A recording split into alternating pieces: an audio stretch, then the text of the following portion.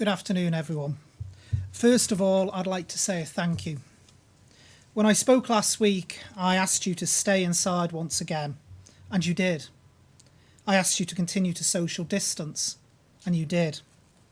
I asked you to only shop infrequently for necessary supplies, and you did. Once again, we have shown our strength as a community. I would also like to thank the Isle of Man sports stars for contributing to the social media video that we published on Saturday. Now turning to today's latest case and testing figures. To start, I regret to have to announce that I have just been informed of 3 further deaths in the community setting, which now brings our total number of deaths to 9. We have lost 3 more to this dreadful virus, and I can barely begin to imagine the heartache their families and loved ones are experiencing at this time, and my condolences go out to them all. The total number of tests undertaken to date now stands at 2,509, of which we have had 2,417 back, leaving 92 outstanding. The total number of confirmed cases stands at 300, with 200 presumed recovered, leaving 91 active cases. The total of new positive cases so far today stands at 1. I'm being joined today by one of our senior nurses at Nobles, Matron Liz Howard, and I'll be inviting Liz to say a few words shortly. 2020 was designated as the Year of the Nurse and Midwife by the World Health Organization in honour of the 200th birth of Florence Nightingale. And although when we launched it, we were not aware of the global pandemic that would change our lives, nurses have shown why they deserved this international recognition. It is certainly proving to be a year our nurses will never forget, not as we would have wished it, and not quite as planned. They have been challenged as never before and are giving their utmost. Recognition of the crucial role nurses play in our society is, among so much detriment and despite the circumstances, truly a positive and welcome gain. Our third-year students are finishing their training with hands-on nursing and have been helping at our coronavirus testing centre at the grandstand. At short notice, nursing and care staff have provided support at one of our residential homes, and they continue to be very flexible, provide support and care where they're most needed. I've previously said that we will be doing our own testing for coronavirus from today. I'm pleased to say that on-island testing commenced earlier today as planned. Having capability to test samples on island is great news, and it gives us capacity to run tests as and when we require, and to gain results within a shorter time frame than has been the case until now. I know there's a lot of interest in the on-island testing, so I'd like to offer some further insight into how this came about. The equipment coming online today is a real-time PCR analyser of exactly the same standard as used by Public Health England. We have a picture, I believe, from the microbiology team that we can show. This sort of equipment would normally never be found in a general hospital, but the journey to this point has been quite eventful. It began in early March when molecular scientist Dr. Rachel Glover from Taxa Genomics reached out to ask if we could collaborate on a local solution. Working with our own senior scientist, Chris Helm, they identified a piece of kit at the Public Analyst's lab that hadn't been used for a few years but was perfect for our needs. They installed it in Nobles and have been working 7 days weeks to recommission it and work up an in-house method. There have been challenges along the way, including essential parts needed, remember the helicopter delivery, plus finding a way to automate the process and the sourcing of reagents. For the last 2 weeks, they've been running samples in parallel with PE Manchester and have now validated our method. The first run of samples went in this morning at 8:30 into its 6-hour process. Another run will be started later this afternoon. It can turn results around within 24 hours compared to the 48 to 72 hours we are currently experiencing at the moment. To be able to test for coronavirus on the island has been our long-term plan since we started our battle against this dreadful disease. It marks a step change from this point forward in how we will be fighting back against COVID-19 in the future. Our ambitions around testing come from our approach to slowing the spread of the virus in our community. Our premise has always been to test, trace, inform. The virus spreads from person to person, and while someone may not have the symptoms, they could inadvertently be spreading COVID-19 completely unintentionally. With robust testing and contact tracing, we can and have advised people to self-isolate more quickly and thereby slowing the spread in our community. Our ability to do this on Ireland will now revolutionise the way we operate and makes us masters of our testing destiny. As I said, we expect the results to be turned around in 24 hours and using text messaging to be able to inform people of their results in real time. Thank you again for your work as an island, as a community, to slow the spread of the virus, to flatten that curve that I keep referring to, and protect our health and social care service from being overwhelmed. And at this point, I would like to bring in Liz. Thank you for inviting me here today. And although the Year of the Nurse and Midwife has not been the celebration we'd planned, it has become a year that demonstrates the incredible work that nurses and midwives continue to offer the Isle of Man community. I would also like to extend my thank you to the Isle of Man community. An incredibly challenging time for all of us working in healthcare, and the community here has shown us so much solidarity. I would also like to share with you that nurses and midwives sign up to what we call the 6 C's of nursing. These are care, courage, commitment, compassion, communication and competence. Every day, my colleague Emma and I see the care and compassion that our nursing colleagues have not only for their patients, but for each other and their professional colleagues.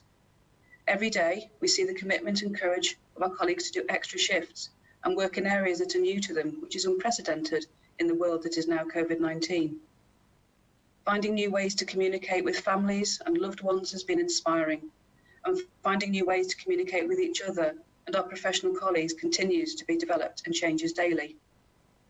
On behalf of Kath Quilliam, our Director of Nursing, I would like to thank everyone for working together to keep our patients, our community and each other safe. We must continue our fight back against COVID-19. Together with our public health colleagues, we are consistently working to help stop the spread of the virus. The best way we can do this is to regularly wash our hands for 20 seconds using soap and water, and especially so after we blow our nose, cough or sneeze into a tissue, and before we eat or handle food. We need to maintain our social distancing and not forget why we're doing this. COVID-19 does not discriminate by gender. It does not discriminate by age. We can help stop the spread of this virus, but only by keeping our social distance and following our proper hygiene precautions. Please stay safe, and thank you. Thank you very much, Liz, for that. And please pass on my thanks to all of your colleagues across the nursing sector for everything they're doing. The amount of effort that has been put in to battle this dreadful disease has been truly phenomenal. So thank you to each and every one of you. I believe we do have today's graph, which we can show you.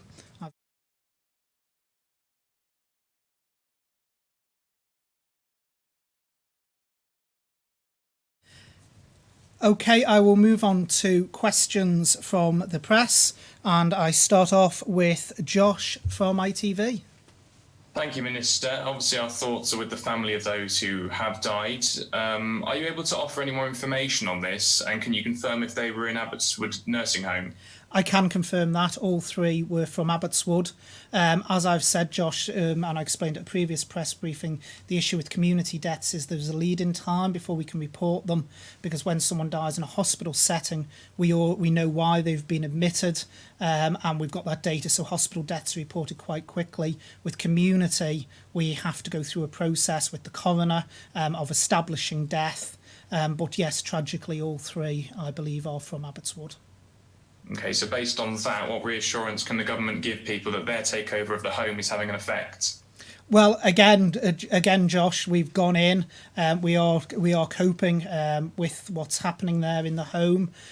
We are assisting the home. I need to make that absolutely clear again, because again, you've used the word takeover. We have stepped in to assist. The home itself is still although the license is suspended, they are still the licensee. They still own the business. They are still effectively the operator. We have stepped in to assist in terms of guidance. Unfortunately, with this dreadful disease, we know what effect it has by age profile. I brought up the graph at the last press conference, and we know what the impact is on those more elderly and vulnerable in our community. And this is exactly what we've seen in relation to this, sadly, in those 3 cases. Okay, my second question, what health factors will you be looking into to determine whether someone is eligible to go back to work, and will someone who is presumed recovered from the virus be eligible to return? So in terms of people returning to work, the sectors, first of all, on whether people can go back will be done, as I've said previously, on a medically assessed basis. So the factors we would look at is, can social distancing be maintained? If social distancing can't be maintained, what are the risks around that? What protective equipment, if any, is required for that sector? How much wide interaction do they have with the wider public? So are they operating in an isolated environment, or are they, say, dealing with 100 people on a daily basis? Those are all risk factors that will build up a picture medically that will decide what industries, or even what parts of industries, can actually come back. In terms of people presumed recovered, obviously if they've had the symptoms, they've got over it, and they've had a positive diagnosis, then there is nothing to stop them, once they've completed their 14 days, returning to work. But in terms of activating sectors, that won't be something that would come into it, whether we've got a large amount of presumed recovered. It is purely the risk basis of that sector operating and what impact it would have. Thank you. Next up, I have Chris at Energy. Good afternoon, Minister. First of all, our condolences to the families of the 3 victims today. It is a tough time for many people at the moment, but it's a particularly difficult time for those who are struggling with existing health problems, who may need to go off island to receive treatment. Could you confirm if said patients have to spend a 2-week period at the Comis Hotel upon return to the island or not? No, they don't, and there's a very simple reason for that, which is there's medical protocols around patient transfer. So our patient transfer has reduced right down, is what I should say first of all. It is only those now it's basically life-saving treatment that are travelling over. As you will know from previous press conferences, even a lot of cancer care has been suspended because the UK has suspended most of its cancer care. So the process that happens with patient transfer is they fly out via plane into Liverpool Airport. They are collected there, taken direct to the hospital. Then they receive their treatment. They are then transferred direct back to the airport, back onto the plane and into the island. From there, they can self-isolate at home. Now, the reason there's a difference with them being allowed to self-isolate at home is their risk profile is different. They haven't been travelling out into a community.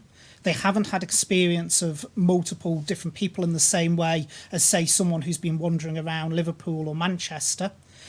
So the risk profile from the clinician's point of view is that they are less of a risk in terms of self-isolating at home. But also, being blunt, a lot of the people we're sending via patient transfer, they're not just self-isolating at home for 14 days. These are people in the vulnerable category who are basically self-isolating permanently, because, being quite frank, if those individuals catch COVID-19, it could actually prove fatal to them. I do understand that, but given the UK is one of the worst affected countries in Europe by the coronavirus, and that many frontline healthcare staff, as we have seen, are testing positive for COVID-19, is the Manx government not undermining its own policy by allowing the residents who have been off island to return straight home? Well, no, because it's done on a risk profile basis, as I said. So if you look at someone who's travelled throughout the UK, say they've landed at Gatwick, they've then got on a train, they've used services the whole way up in the UK, that's a different risk profile to someone who has purely gone into a clinical hospital setting.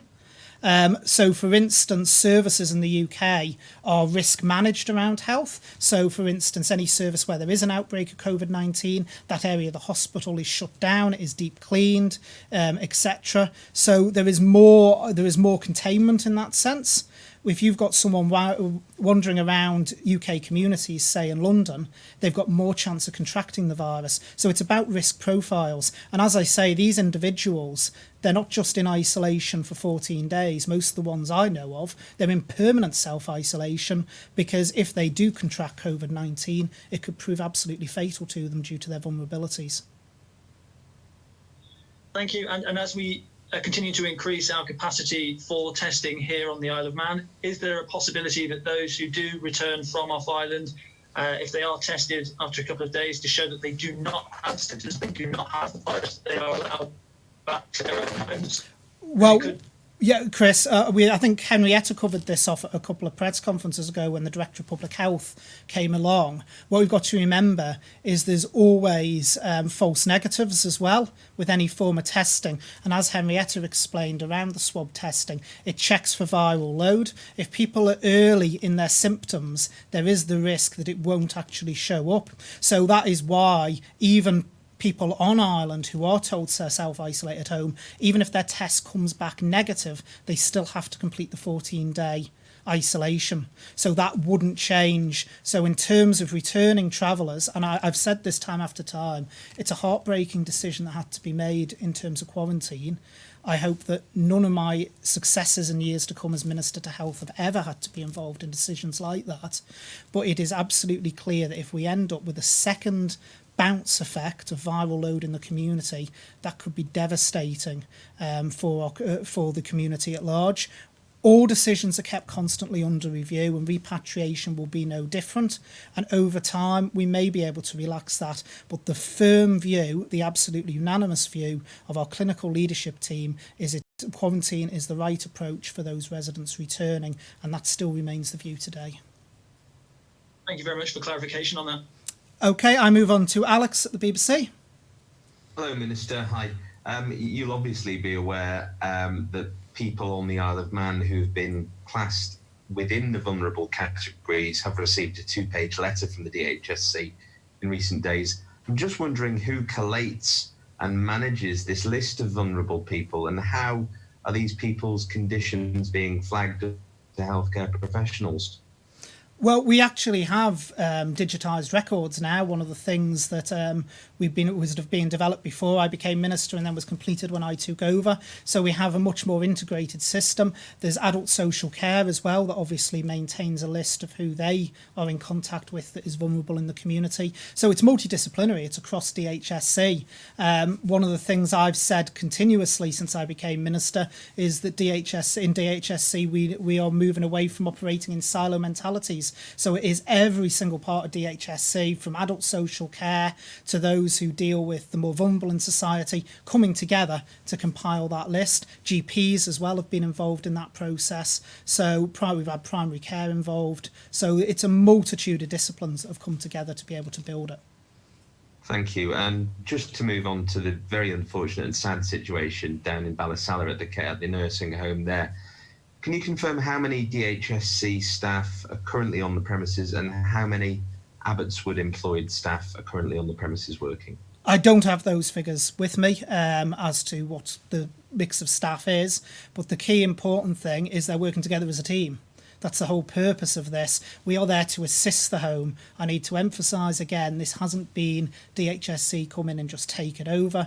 The licensee is still the licensee, even although the licence is suspended, and they are still basically own the premise. We are providing health and support, and that's how it's maintained. Thank you. Okay, next up I've got Jess from Isle of Man Newspapers. Hi, Hello, Jess. Health Minister. Hi.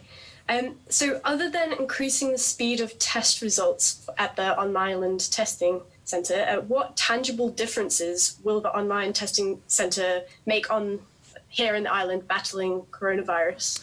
The big one will be capacity, because we'll be able now to process up to 200 tests a day.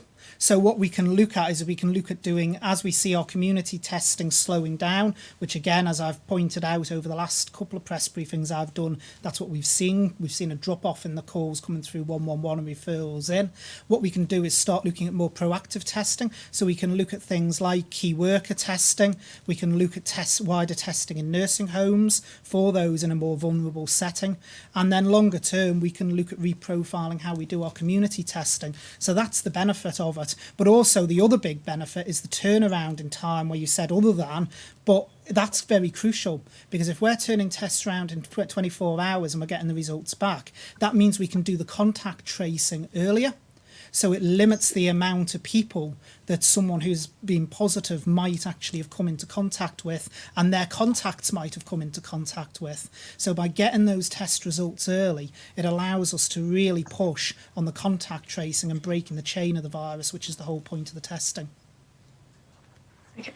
And looking at the other side, so on-island testing has been set up pretty quickly. I'm just wondering, what kind of challenges does the laboratory expect to face as this goes ahead in terms of staffing, equipment, and more so? Well, the challenges have been ironed out. The problem has been the process of getting everything together. As I referred to in the speech, logistically, getting the equipment over to the island, getting it set up, they've been the real challenges. The staffing-wise is going to be done by our existing microbiology team. They have worked exceptionally hard to make sure we can have this up and running, and I really can't thank them enough. But logistically, I can't praise microbiology enough, because it's and DOI and everyone involved, because it is a bit of a nightmare logistically moving this kind of equipment around. I referred in my speech to the fact that we had the private helicopter help us with getting items in, because it was stuck in certain parts of the UK. So that's been the real challenge. The challenge has been the process of actually getting this up and running. And again, a huge heartfelt thank you to everyone who's been involved in any way in that. So you're not expecting to make tweaks or alterations as this goes along? No, it's been well tested. The reason is, when you do anything like this, you've got to actually make sure that what the results you're getting back are accurate, because that's the most important thing. So we have been running, as I think I might have referred to, or maybe Catherine did when we did the briefing together, that we basically, over a period of time, have been running the equipment we've got alongside Manchester. So we have been sending tests to Manchester to processing, and we've been processing the same sample here to cross-reference and make sure that the result we get back from Manchester is the same as the result we get on Ireland. So there's been quality testing going on for quite a period of time. But what this will allow us to do is it will allow us to look at how we deliver that community testing in the best and most efficient way possible for the island. Okay, thank you. Next up, I've got Amanda from Jeff the Mongoose. Good afternoon, Minister. Hi, Amanda. If the Loganair bailout deal with the UK government is not worked out, what is the island's contingency plan for crucial UK patient transfers? Well, in terms of patient transfer, I mean, Groundhog Day, we've been here before. Loganair says that they are committed to the service, to continuing to run it. Obviously, for the aircraft industry, it's a very delicate time. I noticed on the news this morning that Richard Branson was saying, even in relation to Virgin Air, that he would be looking for some kind of government support, because otherwise they could be in trouble. Everything's changing day by day. We will have to deal with problems as they come along. But in terms of our patient transfer currently, it has been very, very much reduced. As you know, we had contingencies when we had the Flybe issue. Those contingencies are still there. We can, if necessary, use the boat with appropriate social distancing, or cabins on the boat, in order to allow people to be isolated accordingly. Those plans are still in place, but obviously a number of patient transfers has drastically reduced, because we are only sending those now where it is effectively life-saving treatment that they require. Thank you very much, Minister. And for our second question, we have another transport one. If the virus spread in the UK is deemed too much of a risk to open the Manx borders in the coming weeks and months, would the government consider direct flights to European countries thought to be safer in a bid to maintain our links with Europe? Well, it depends which European countries you deem safer, because the situation is evolving in Europe as well. You're seeing peaks and troughs across all the countries of Europe. Austria, for instance, that has seen initially a pretty good response to the virus, they've been having spikes. What's important as well is we've got to remember that just because you're coming in from a flight, say from France or from Spain, it doesn't mean you've not been somewhere else prior to that. It's about ensuring we don't end up with the viral load increasing in the community. So to be perfectly frank, in terms of borders, I would say we have a long way from that yet. We've got to have confidence in the data, and we've got to have confidence in the wider picture outside of the island. You know, while we can do things like border controls to protect us inside the island, we've got to be aware of what's going on around us. And I would say certainly with what's going on at the moment in Europe and in the UK, we are going to be quite a way off that. Thank you very much. Okay, next up I've got Alex from Manx Radio.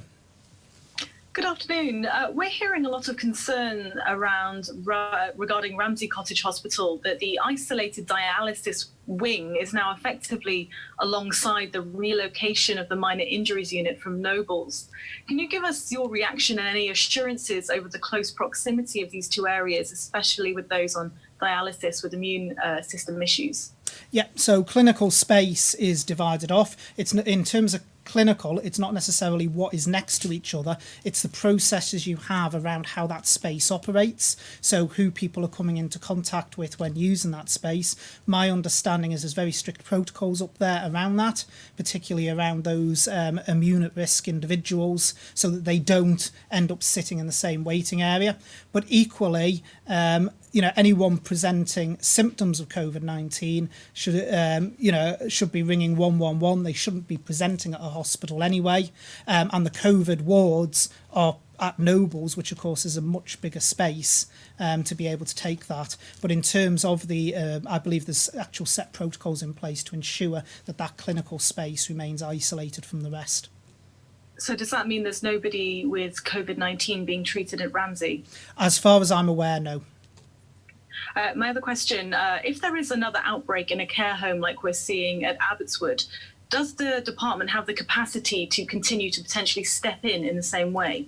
Well, the department would hope not to have to step in, and that really is something we don't just do. We try to work with the home. In this particular home's case, there's been certain reasons we've had to give them enhanced support, that they've been struggling, but we wouldn't expect to do that with every care home. There's processes and procedures in place to allow people with COVID-19 to be able to be self-isolated within the home. There's processes around staff and the equipment that they use, including housekeeping services as well, to ensure that there's a separation and that you don't end up with cross-contaminant infection. The issue with Abbotswood is it spread quite quickly through the home, and we've had to step in to assist.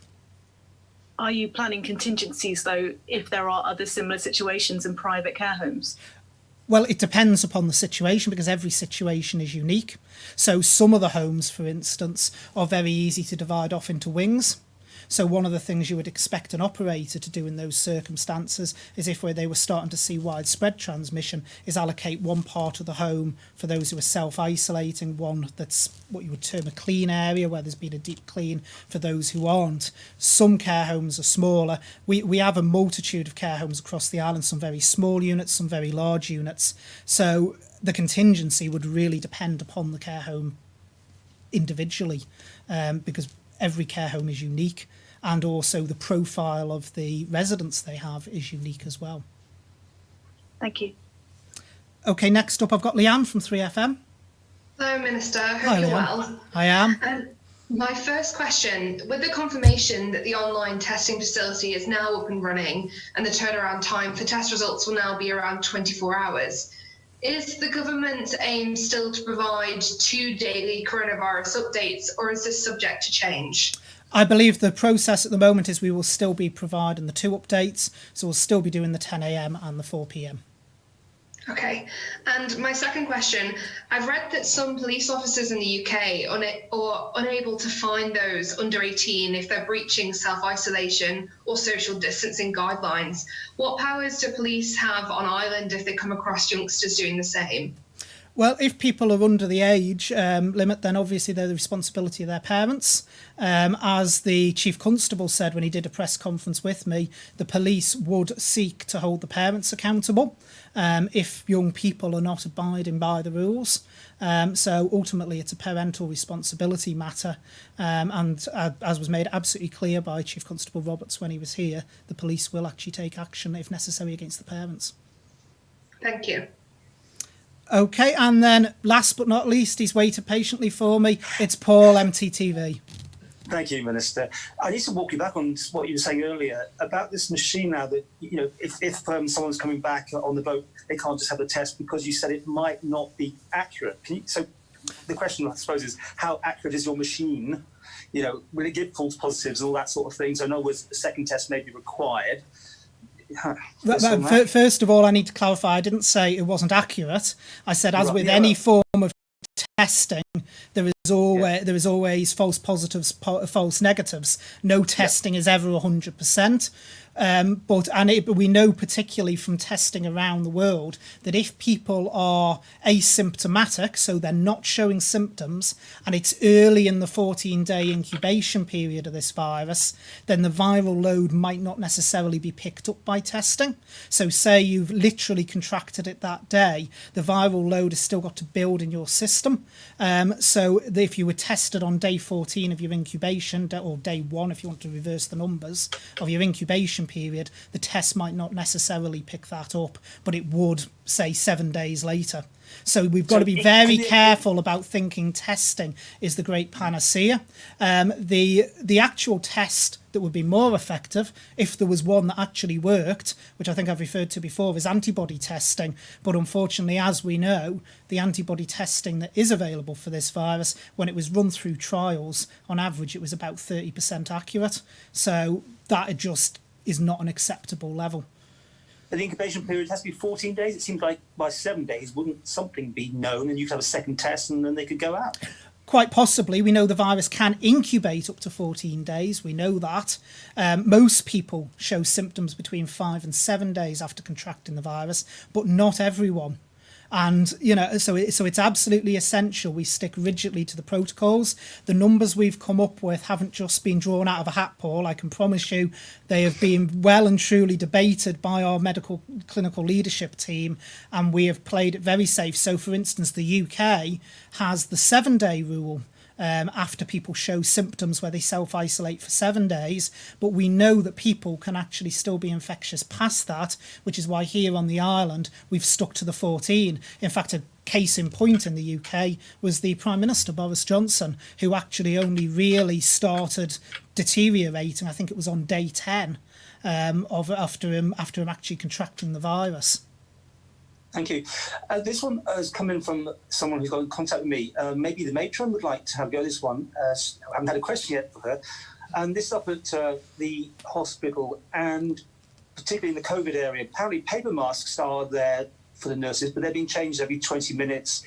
They've got plastic pinny, short sleeves, and this person has got experience or has somebody who's in the business in the UK who says that's probably not really enough, in that sort of environment, not to use just a paper mask and short sleeve. They should have the full personal protection. Right, before I bring Liz in, just let me say that there's guidelines around what PPE is used in what circumstances. So, you would expect that there's, you will see people wearing different things in different settings. So it depends upon the role that individual is undertaking at any one time. In some cases, things like a paper mask and a pinny would be appropriate. In other settings, they wouldn't. So there's a very regimented clinical guideline process around what equipment is used when. So without knowing the exact role that person was undertaking at the time, I can't really comment further on that. But I'll bring Liz in anyway. Thank you, Minister. Yes, I would agree. We have protocols for depending on what your contact point is with your patients. So for people going into the COVID areas who aren't contacting any patients, or they're not in any close proximity within 2 metres of those patients, you only need a mask. and whereas nurses and those who are going into contact with their patients have full PPE in situ. So everybody is safe and they're well trained. They all know what they can wear, when they can wear it. So there's no risk there. You know, we're just following Public Health England guidelines. So that's have you got enough equipment, Matron? Yes, we have. We have got lots of equipment, and we've been very lucky that we keep getting more and more coming through. So our teams have been excellent in providing equipment for us. Thank you.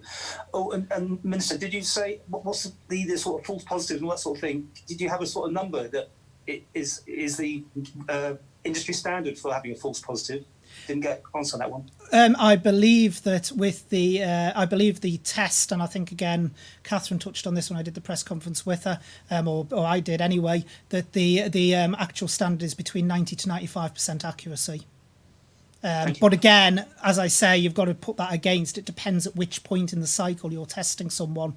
So if you're testing someone who literally has just contracted the virus and they're in the early days of that 14-day incubation period, it's less likely to be accurate than someone who's being tested on day 12 or 13. And the unfortunate thing with this virus, of course, is, you know, there's no sign anyone gets that says, oh, actually, I'm in day 12 or day 10 of the incubation period. I'll bring in Amanda, who's got another question. Yes, I have a question for Dr. Howard, if that's all right. How are non-coronavirus related wards coping at the moment? Are you seeing a reduced patient footfall or staff absences, and how is morale? Hi, morale is very, very good, I have to say. We because we've changed all the ward areas around, some of the areas that would have been, say, just looking after medicine are also looking after surgical patients as well. So it's a bit tricky in that respect to think about footfall, because actually what we're doing is combining areas together. So they're relatively busy. I have to say the staff in there are absolutely amazing. Everybody's supporting each other. Everybody's working really well together. And as I said before about the care and the courage and the commitment and compassion, it's amazing to see what people are doing in there. And that's not just nurses and midwives or anybody, that's everybody. So it's fantastic. So there are a number of patients in those sides, but the staff are coping very well, and they've been moved to different departments, working in different ward areas that they're not used to, and they're working admirably to do that.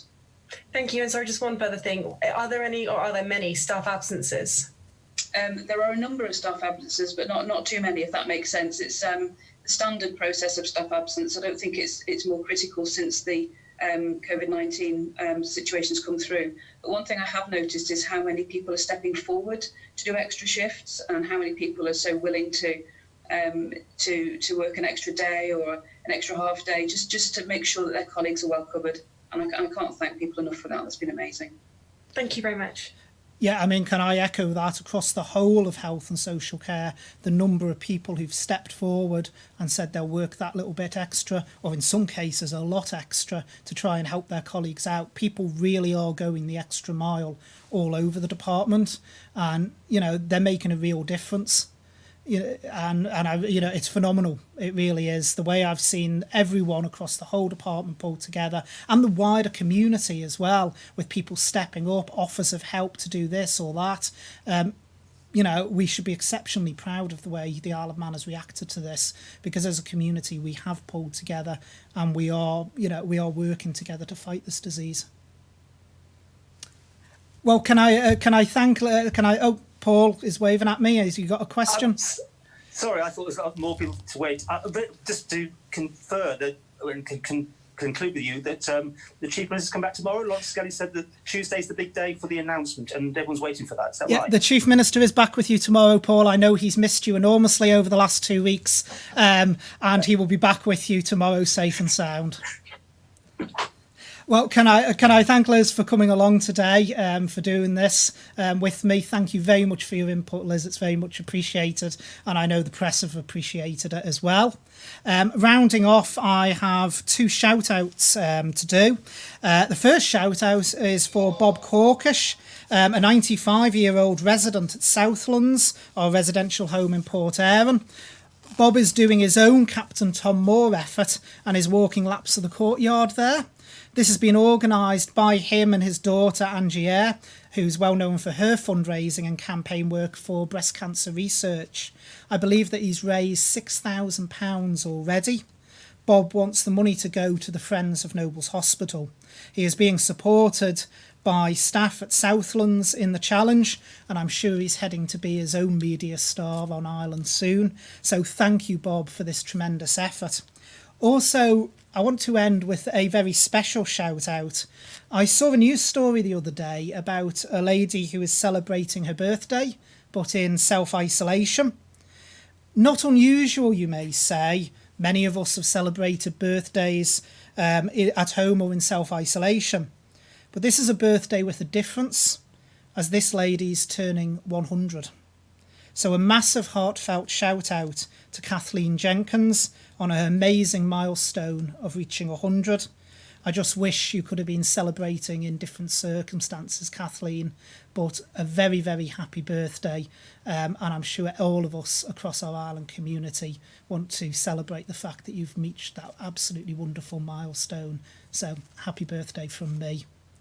So thank you very much, everyone. As I said, the Chief Minister will be back with you tomorrow. I know he's missed you all very much. Thank you very much.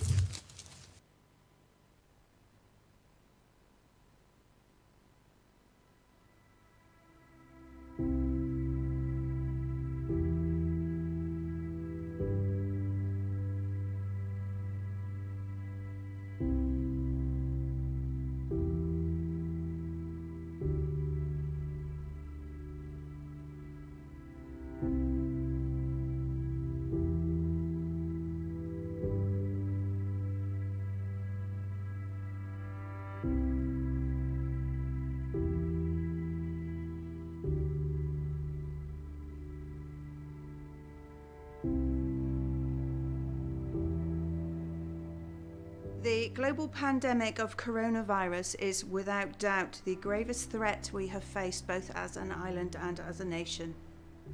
We are working hard to help our island as a community, but we are asking you to help us to help you. For your island, for your community, stay at home.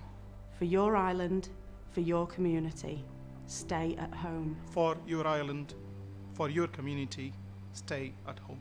Stay at home. Stay at home. Stay at home. Please stay at home. Protect your community. Stay at home. Stay at home. Stay at home. Stay at home. Please stay at home. Stay at home. For your island, for your community, stay at home.